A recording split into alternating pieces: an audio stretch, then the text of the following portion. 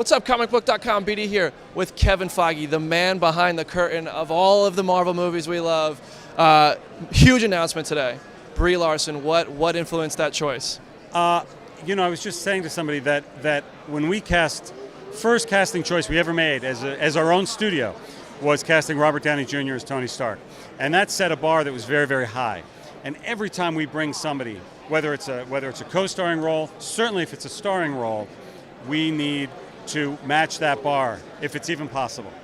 And with Carol Danvers, with our first title female superhero in Captain Marvel, we could do no less than that. And the fact that Brie, even after she won her big Academy Award, was interested in coming over, talking to us about the character, really fell in love with the notion of this character, really fell in love with the notion of being a symbol that can inspire everyone. We were very lucky. In Captain Marvel, we have a lot of 90s themes because it Yes. takes place in the 90s. We do. You land in a blockbuster. Yes. So I wanted to start off with a few questions about 90s movies to see how well Brie Larson knows the 90s. It's probably better than Carol Danvers. To be clear, people watching this, I was born in '89, so 91. You'll be okay. okay. Okay. The Sixth Sense. I want to see if you can finish this line. I see. Dead people. See, it's easy. Woo! Forrest Gump. Life is like A box of chocolates 2 for 2. This one's a little harder. It's from Rush Hour. Do you understand the words? that are coming out of my mouth. That's impressive. I do love Rush Hour. That's impressive. Me too. Underrated movie. And this one is one of your co-stars. It's in a movie called A Time to Kill. And he says, yes, they deserve to die. It was Samuel L. Jackson. Because it was him doesn't mean I know it. Yes, they deserve to die? It's a quick. He's in court. He says, and they hope they burn in hell. Oh, and I hope they burn it out. You know, that is dark, but I have heard that before. I just didn't, yeah. Well, no, but Okay. I won't tell him. I'm going to say, once again, I was a child when that came out, so I don't know. All right, now let's talk about Captain Marvel. Carol has this incredible will to rise up and overcome and prove herself, almost to herself, but also to others. So I'm curious for you, what is your biggest motivator when you run into obstacles like that to keep going and overcome and rise up? That's one that I've been thinking about a lot because, I experienced that a lot in my life, and I've experienced that physically on this movie. There were many times, specifically with certain stunts, where I fully landed on my face and had to get back up and try it again. I don't know. There's just something in me that just can't quit. I don't know. That's like the best and worst part of me, maybe, that I stick it through till the end. And I think it's because I always want to learn what my edge is, how far I can possibly go. And I'm learning that I can go way further than I thought. I love Higher, Further, Faster. Higher, further, faster, I love yeah. it. What is something you learned about the character or about yourself that you found really interesting during production or after watching the movie? I think for me, it's all about how unapologetic Carol is about her strength. I think that it's a quality that some people might consider cocky, but I call that confidence. And I think seeing a female own herself in this way, and for me getting to play a character like that, where you get to kind of own the fact that you're super strong and not apologize for it or play it down, but just be like, yeah, this is who I am, feels really good. One character people really are excited to possibly see in the future, and I think you've talked about this as well, is Goose was great, but Kamala Khan, who was snuck into a Captain Marvel comic. She was kind of hidden behind the scenes in a panel. So I'm curious, if we look hard enough, might we see her, or is she at least a character you really would like to see in the future? Oh, no, she's the character. Is she in the movie? I don't know, I'm asking. Oh, I didn't see her. you've seen it. Oh, yeah, no. The way she's introduced in comics for the first time is she's hidden in a panel. Oh, and you I don't see know what you're it's her, And then saying. she appears later, and you can go back and find her. Oh, cool. So have you guys I seen think it? there's a lot of Easter eggs in this movie that I don't even know about, and I'm sure I'll learn about from other people. But she's, I feel like she's the future. So when I've been asked about, the future of the MCU or the future of the Captain Marvel series, like, I want to be with her. That's awesome. Yeah. And there are some other women you might want to be with, and they want to be with you because Evangeline Lilly, Denai Guerrera, other Marvel heroes have been very vocal about wanting Tessa. Mm-hmm. that Avengers. Yeah, we want that. Are you ready to lead that team? What do you think that would be like? Duh. I feel like they have to elect me. We've been talking about this, about like what our democratic system would be as to who gets to be the leader, or if there even is one, and maybe we can all coexist happily. We don't need to have specific leader. But if they nominated me for that, of course, I'm in. I love it. And you had to grow up really fast with this role because you have this movie, but you also were shooting Avengers as well. So I'm curious, what was that like? Because you're making your debut, but also filming one of the biggest movies with an ensemble cast that's been doing it for a while. So what was that experience like? Oh, it was great. I mean, a lot of those actors, like, I've known for a while. So it was great, like, my first real introduction being, like, the Captain Marvel 10-year anniversary photo where I had, like, every character at my fingertips. So I was able to just, like, ask stupid questions and feel like I was joining this giant family and that I had a support team, because it felt a little weird being like, I'm doing this by myself. I mean, luckily I had Sam with me, who I've done 2 films with previously, so I knew I had a pal going into it, but it felt a little scary to be like off on my own doing this thing for the first time. I love it. And I just, one last question. There was a part in the movie, and I think you'll know what I'm talking about. I hope so. Where I looked at my friend Anna and I said, Thanos just expletive his pants. So do you think the Mad Titan should be a little worried? You should definitely be worried. I mean, if he's not already, yeah, you should be worried. I don't know if you've seen the trailer, but you should be worried. Mr. Jackson, this movie takes place in the 90s. It starts in a blockbuster, so I wanted to start with something a little fun and see if you could finish a few lines from some 90s movies. Oh no. First one is The Sixth Sense. I see. Dead people. 1 for 1. Forrest Gump. Life is like. A box of chocolates. Ooh, 2 for 2. Rush Hour. We're getting a little tougher now.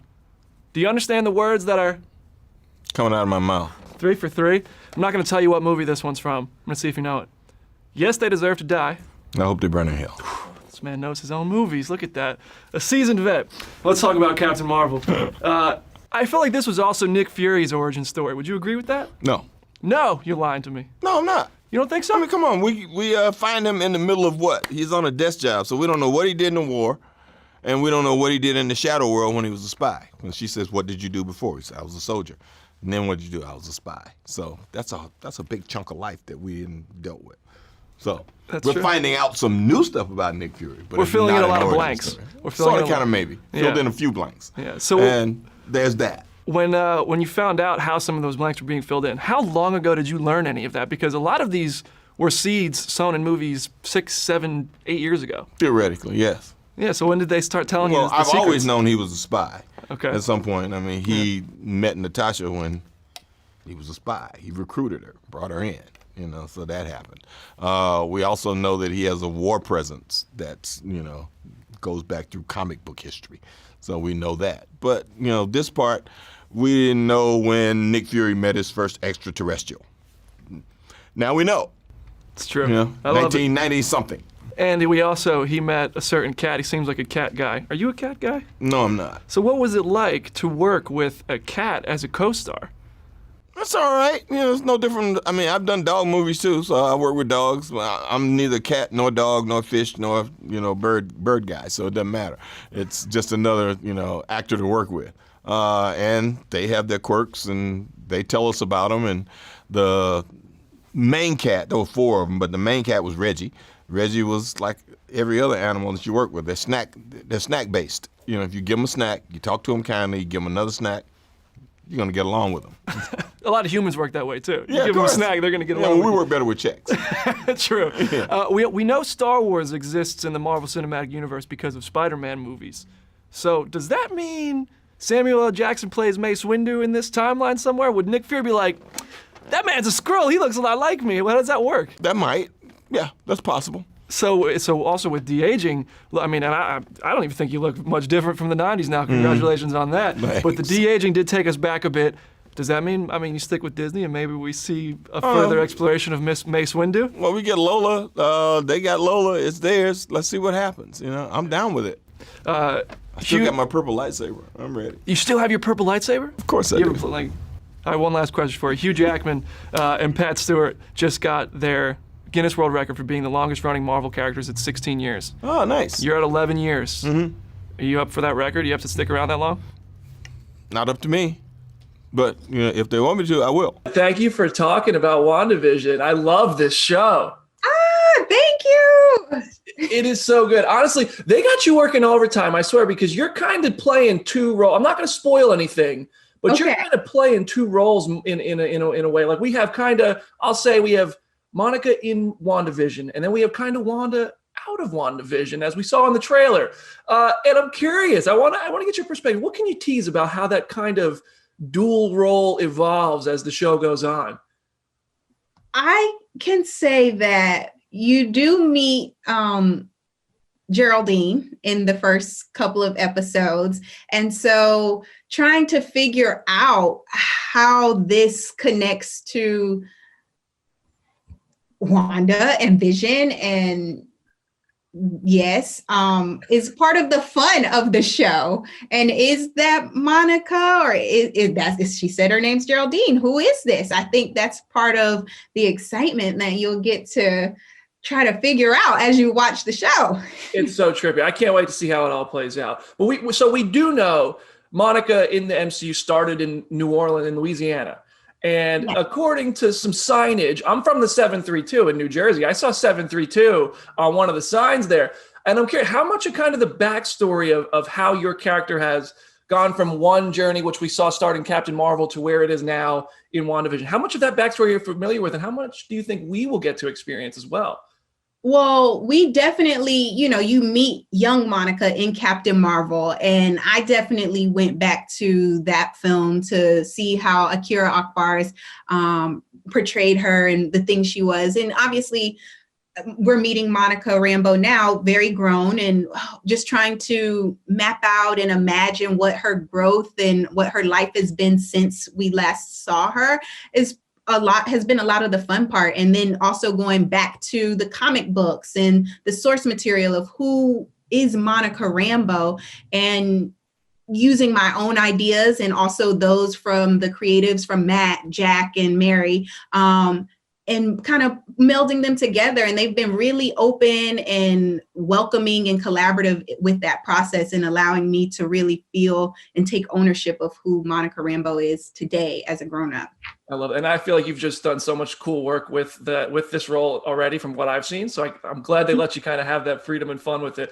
And so, of course, I know you're familiar with the comics. Monica takes on a number of aliases. Is there one to you that you think would be particularly fun to get a crack at in live action? I mean, I'll take any of them. She's a badass in all of them across the board. Listen, talk to me, Marva. What we want to do? Who we want to try? Let's get Kevin on the phone and see what we can do. Give me a call, Kevin. And so my last thing for you, we know this sends Wanda straight into Doctor Strange in the Multiverse of Madness, and Kevin has been pretty forward about how they're directly connected. And I'm curious, we know you're going to Captain Marvel too. So do you know, will it be kind of like a direct lead-in? Will this kind of set the stage for where we pick up there? Have you read anything there? Nothing. I don't have a clue. That's not even me being coy. I don't know. I don't know. Well, I can't wait to see how you probably know more than I do, Brandon. I'm looking forward to seeing so much more of you in WandaVision and down the line in Marvel, and talking to you through the years as this all just gets crazier and more fun. So thank you so much for taking the time to talk today. Thank you, Brandon. Is it true that you got the news of the casting on your last day of high school? Yes. Oh June my 24th. God. Oh my God. Okay. So what was more surreal? That call, your first call with Brie, or putting on the suit, the Miss Marvel suit for the first time? Or is there any way to like stack those against each other? Yes. Kevin Feige tops everything. That call was definitely the most surreal.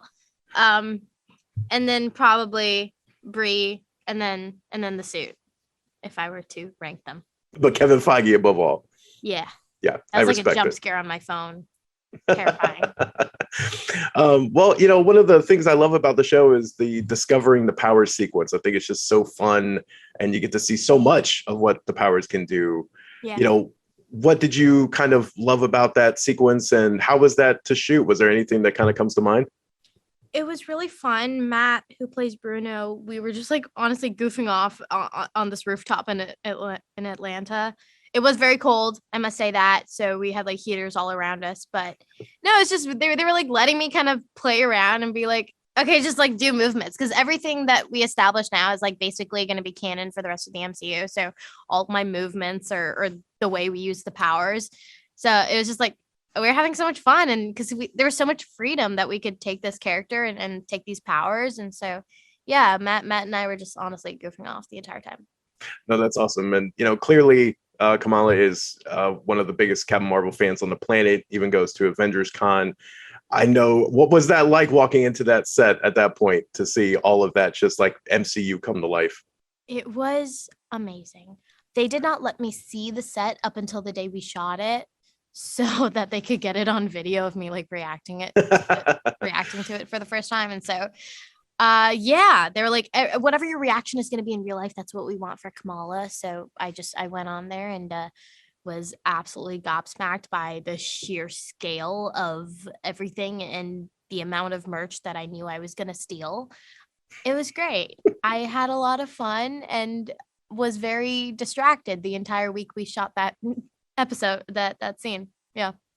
Amazing. I know we also get to see Kamala's like ability to put plans into action. I know they don't always go smoothly, but like the action, the commitments there, are you looking forward to the day where maybe she gets to lead her own team, some Secret Warriors, some champions at that? Is that something you'd love to do down the line? Yes. She does lead the champions basically in the comics. So she has that, innate leadership skill, and I would be more than happy to take on that role. I think the champions would be really fun to see in the MCU. So, yeah. Well, and, I know obviously we talked about being such a big Captain Marvel fan. I know you're a fan of the character as well. What do you, want to see most from their dynamic down the line that the comics kind of captures? I think that mentor relationship is quite nice. Honestly, just having, your superhero older sister look out for you, because I mean, that's how I kind of feel with Brie. She definitely took me under her wing, and she understands how incredibly intimidating and scary all of this can be. It's a very unnatural position for any human to be, having their face on billboards and people knowing them. And yeah, she just wanted to like prep me for these next couple years, and shared her experiences of filming and what gets her through and how to take care of herself. And I just hope Kamala gets all the same treatment. Well, I know I have to wrap here, but I just had to say I was watching the first 2 episodes and they were fantastic.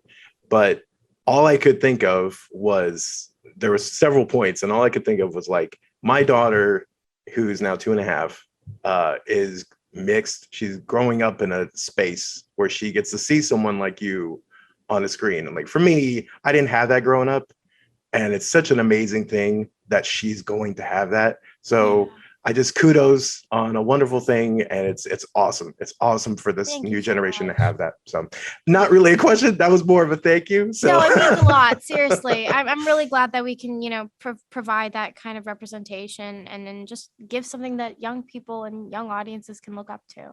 Absolutely. Well, kudos on all the success, and a great show. Can't wait to see the rest of it.